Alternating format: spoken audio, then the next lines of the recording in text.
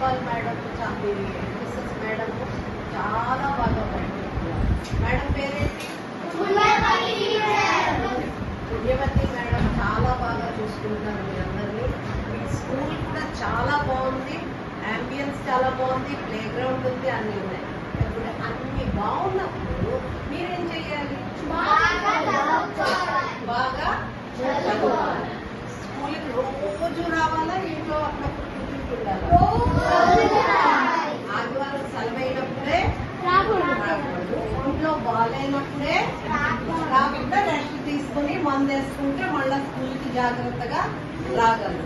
కానీ ఎప్పుడు పడితే అప్పుడు సెలవు పెట్టచ్చా?